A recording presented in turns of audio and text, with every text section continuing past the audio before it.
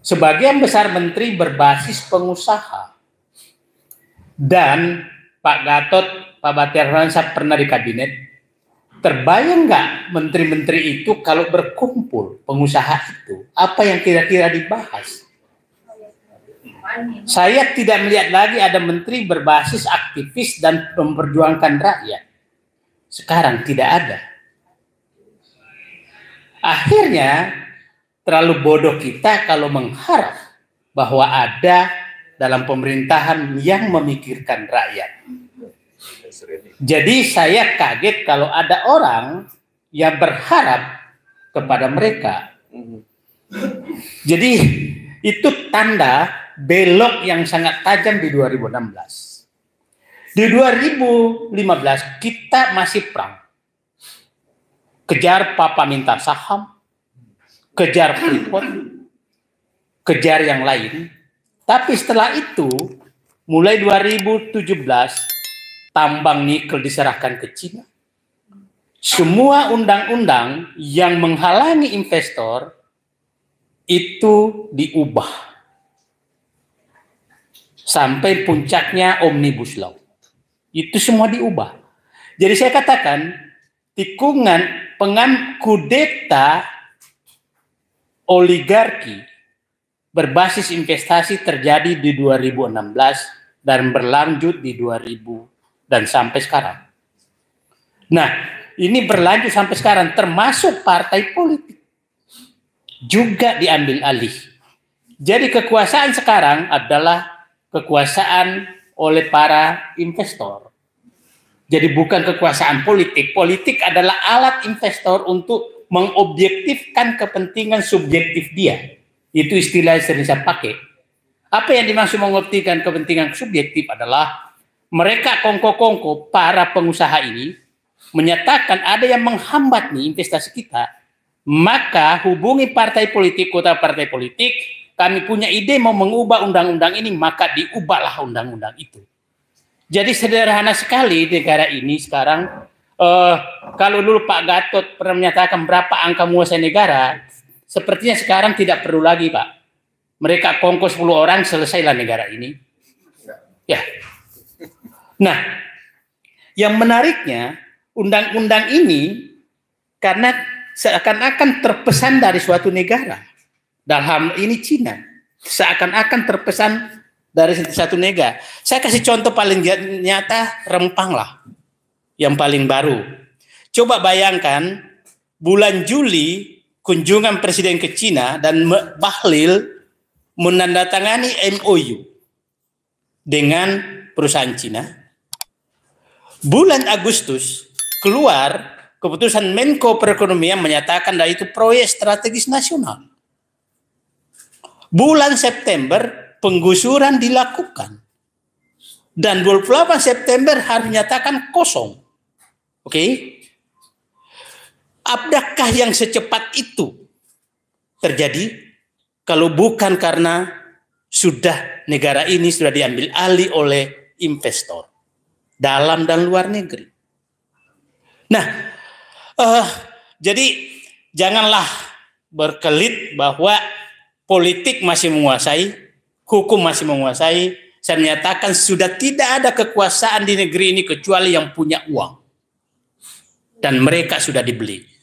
Kita telusuri pernyataan beberapa pejabat,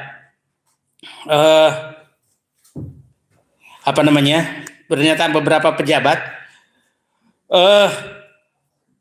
Presiden Jokowi 2019 pada saat kampanye menyatakan siapapun ini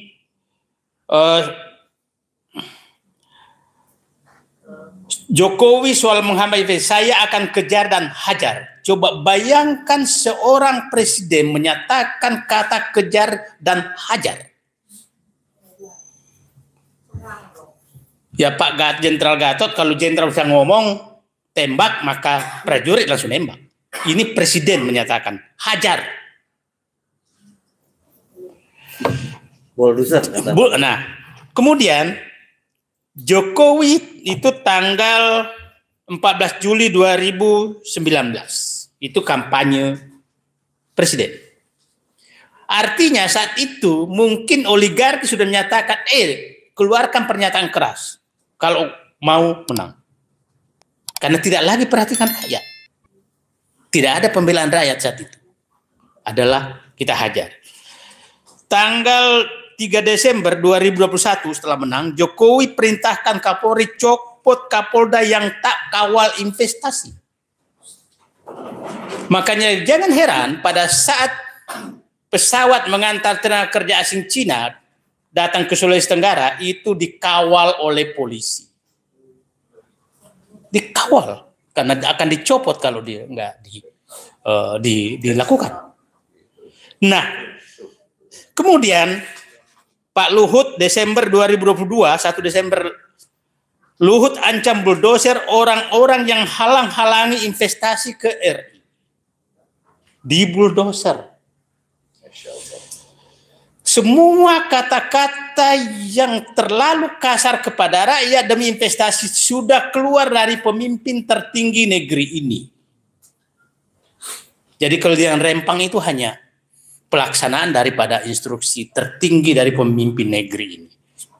Nah, berapa hari lalu Menko Polhukam yang saya sering teman diskusi, yang saya menganggap ini Prof. Mahfud MD, di Rempang bukan penggusuran tapi pengosongan lahan. Saya sampai kehilangan akal sehat memaknai kata-kata ini.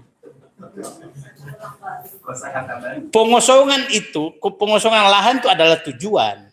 Penggusuran adalah cara. Sama dengan land clearing. Land clearing itu tujuan. Membakar adalah cara. Bayangkan seorang profesor doktor bisa mencari berkamuflase dengan kata-kata demi pembenaran. 2 hari lalu keluar lagi pernyataan menteri, mantan Panglima TNI, menteri ATR, menyatakan mereka tidak punya sertifikat. Mana ada tanah adat punya sertifikat? Ya, HP juga tuh. Nah, terus datang investor dari Cina yang tidak punya apa-apa bisa menggusur rakyat yang ratusan tahun ada di sana. Punya apakah investor Cina itu? Gak punya apa-apa. Punya presiden mungkin. Oh, gitu ya. Punya uang. Dan mohon maaf, Rempang ini adalah puncak gunung es yang terjadi banyak di tempat lain. Banyak di tempat lain, Morowali, Sangihe, Maluku Utara, Kalimantan Barat, Kalimantan Timur, Sumatera Barat. Jadi penutup saya berharap mari selamatkan negeri ini dari tangan-tangan investor yang dibungkus investor. Saya ingin katakan, jangan kita dikelabui dengan kata investor. Investor tuh bisa menjadi aneksasi bangsa ini. Hanya bisa dikatakan investor apabila memberikan 5 manfaat. Kalau tidak memberikan ini maka dia penjajah. Oke, Pak? 1, meningkatkan pendapatan negara. Yang kedua, mendorong pertumbuhan perekonomian nasional. Yang ketiga, menampung tenaga kerja. Yang keempat, meningkatkan kesejahteraan rakyat. Yang kelima, meningkatkan nilai tambah sumber daya alam dan dinikmati oleh rakyat. Itu baru investor namanya. Kalau 5 hal ini tidak terjadi, maka dia adalah penjajah. Jadi jangan sampai yang diundang mereka ini adalah penjajah. Saya ingin kasih contoh Morowali. Pendapatan negara nggak ada karena dibebaskan pajak selama 20 tahun. Oke, pertumbuhan ekonomi tidak ada hanya karena itu langsung ke Cina semua. Ada pertumbuhan tapi itu tidak untuk kesejahteraan.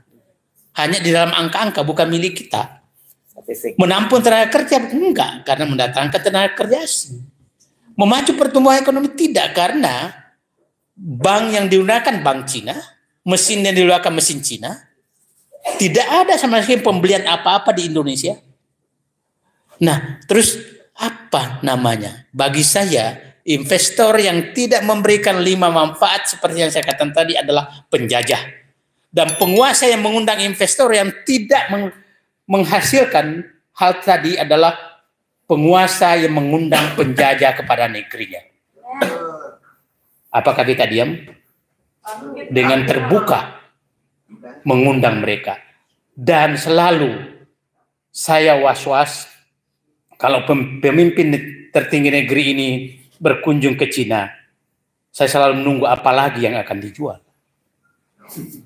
Ya, coba kereta api cepat, berapa kali kunjungan, kemudian Marwali, kemudian IKN sedang ditawarkan. Jadi mudah-mudahan Presiden kita masih menganggap dirinya Presiden Republik Indonesia yang setara dengan Presiden Cina, bukan gubernur di bawah Presiden Cina.